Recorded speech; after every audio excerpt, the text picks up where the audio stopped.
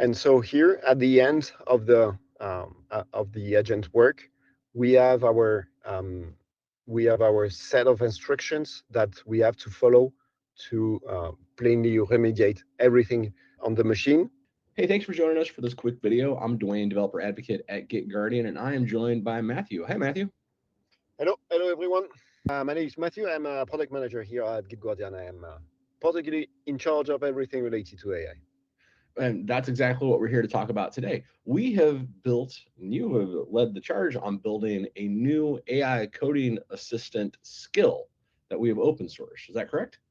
Yeah, definitely. It's a various set of skills following the agent skills specification, uh, helping user to instruct the agents to use our products.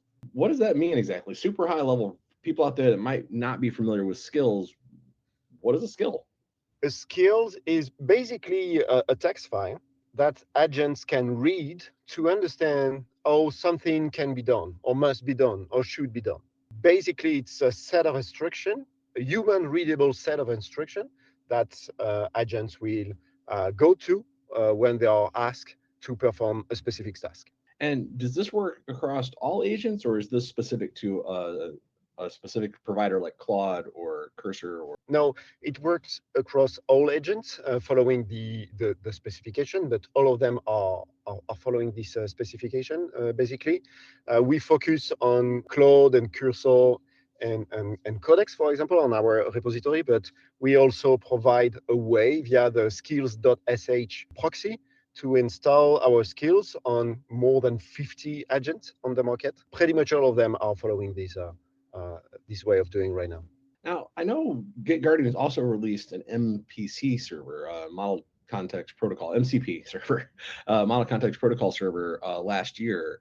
Is this built on top of that? Is this separate than that? What is the difference here? It's a separate thing. It comes bundled in the plugins we are delivering via this public repository agent skills. Depending on the task the user is instructing his agent to do, the agent will either reach for a skill or either reach for an MCP tool to complete the task. Why would someone use an AI skill for GitGuardian? For example, the first use case we have targeted is when you're a developer on your machine, is using our GitGuardian CLI. You want to, for example, scan a particular repository that is seated on your machine, and you basically just have to install our plugin, which is really takes 2 seconds to do, and then you will use your agent, Claude Code, for example, to perform the task you want to perform, like securing my repository or ensuring my repository is safe after a breach, for example.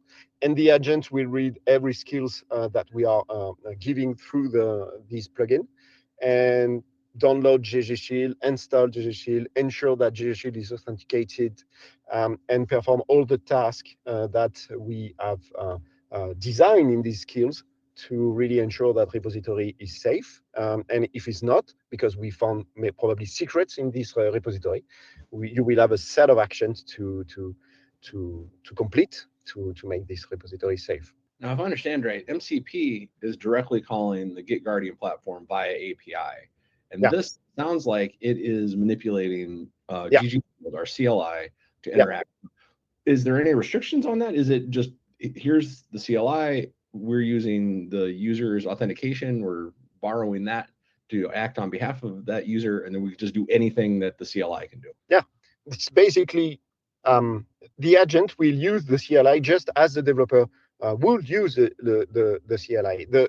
It can save a lot of time because it does not have to understand, or she does not have to understand how the CLI works, how to install the CLI, how to authenticate, and so on and so forth. The agent will read the help text, will read the skills, and will save so much time for the developer to really get the value as soon as possible.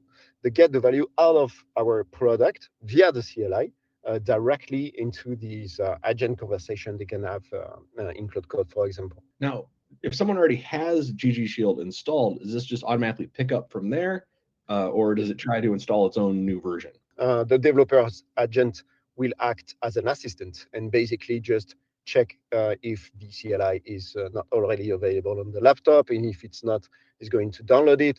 And if it's on a Linux laptop, is going to download via a specific package manager. If he's on a Mac OS, another specific package manager, and so on and so forth, and really save a lot of time to the user.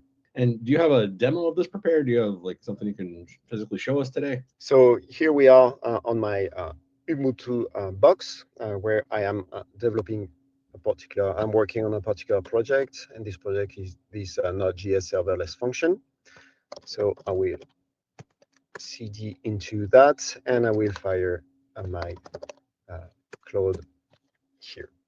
So I am authenticated via my Claude team environment, and I need to start from there. I have nothing. So first, what we have to do is to go to the plugin marketplace, and add a new marketplace, which will be the one we are offering now at this URL here on github.com, github.com/gitguardian/agent skills. Do that. Claude is cloning our repository with all the skills embedded in this repository, and it will basically download all these instruction and text files locally for later use. So here, the marketplace is downloaded, and I have these plugins. We offer right now just one plugin, basically the GitGuardian one, that I will need to install for my user here. So just make sure that I'm installing it at the user level. And then my plugin is installed. I make sure that I reload all my plugins, so everything is taken into account by Claude. And I can start from here now and say I have been breached. Is my repo safe? And I can start from that. From there, I do not have to mention GitGuardian, secret scanning, or anything. I will, as a user, come with my preoccupation, which is the one you have on screen. And from this step onwards, the agent will do whatever necessary to complete this mission, to see if the repository is safe after a breach. So he noticed that he has this GitGuardian scan secret skills at disposal, and he's going to try to use it. First, he noticed also that he needs our CLI. He understands that on this laptop, the CLI is not available. He will find a correct way to install the CLI on this particular Ubuntu machine. He decides that he's going to via UV, as we see here, because UV is already available on this machine. And then he work the user through everything he needs to know or to do to authenticate the CLI. The agent understand that I am currently on a headless environment. I am on a machine that has no browser and anything that I can use to authenticate ggshield. So what he's doing is giving me the right method to use in my particular environment, my particular context. So we'll use that to authenticate ggshield.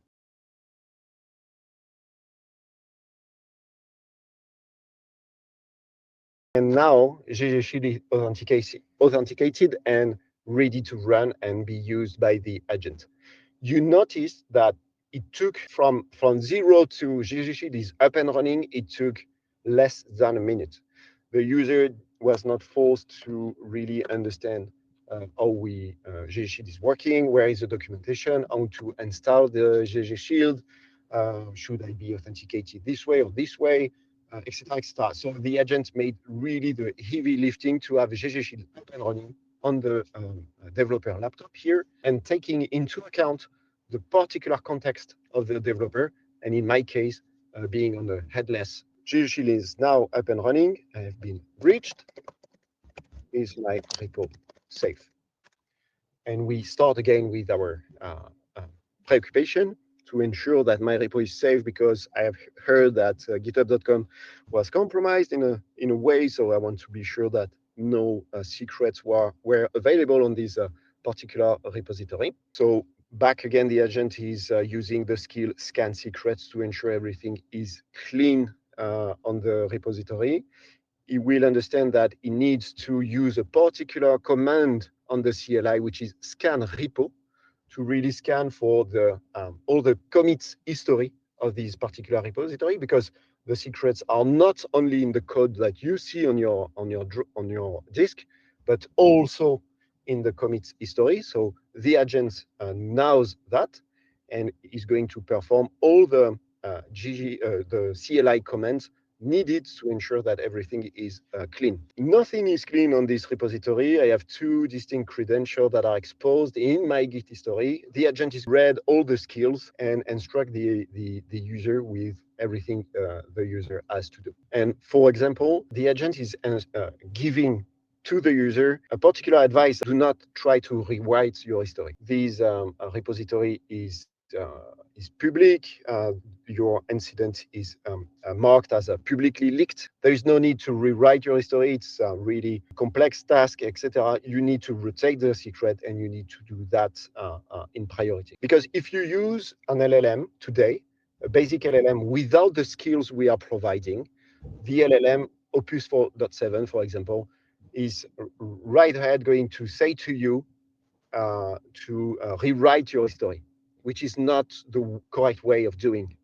We think that this is not what you have to do right now. So you have these incidents that are the secret leaked on this repository. Some are valid, some are not valid, some cannot be verified. We provide the skills, instruct the agent to really show everything this way, to be really understandable by the user. Agent will now ask several things to the user, and this is what our skills are instructing the agent to do. First, for example, we say to the agent, ask the user what is his level of ownership on the secrets we found on the repository. What is the blast radius of each of these secrets, and so on and so forth, to build a matrix of to-dos the user will have to perform to remediate all the incidents on this repository. I will say that another teams on some of the secrets that we just found. And what is the blast radius of these secrets? I have a valid access to my MongoDB instance. It's a production critical. So the skills we are providing, just say to the agent, ask all these questions to the user.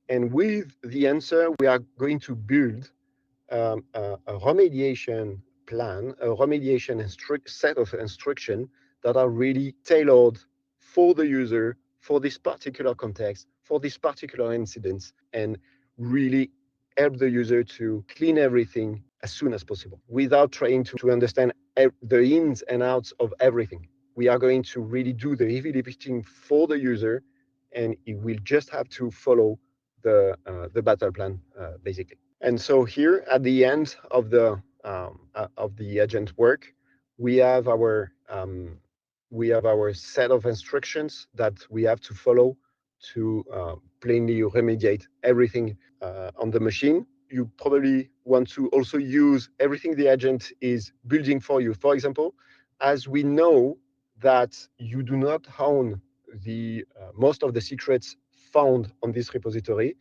the agent build for you the content for Jira or linear tickets you will use and create for your team, because you need to reach out to somebody else for something to be done, for these secrets to be, for this incident to be remediated. So the agent is really helping the user in everything he has to do to perform this cleaning of the repository and rotate all the keys that were leaked.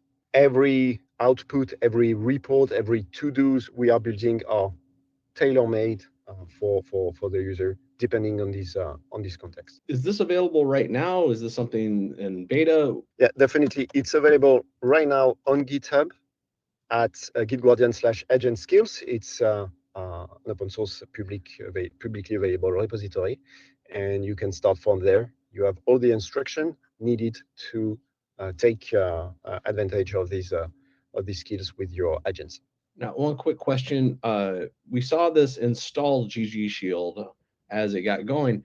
Would this work with an existing ggshield install, or does it have to install a new version of ggshield each time?